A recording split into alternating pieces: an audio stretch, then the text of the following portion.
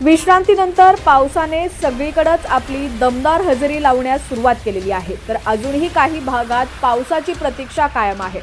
अशातच आषाढी महिना सुरू असल्याने पंढरपूरमध्ये वारकऱ्यांची मोठ्या प्रमाणात गर्दी होण्यास सुरुवात झालेली आहे आणि या पार्श्वभूमीवरती तुम्ही पाहू शकता पंढरपूरमध्ये पावसाने आपली दमदार हजेरी लावलेली आहे। यामुळे वारकऱ्यांची काहीशी धावपळ होताना आपल्याला पाहायला मिळते।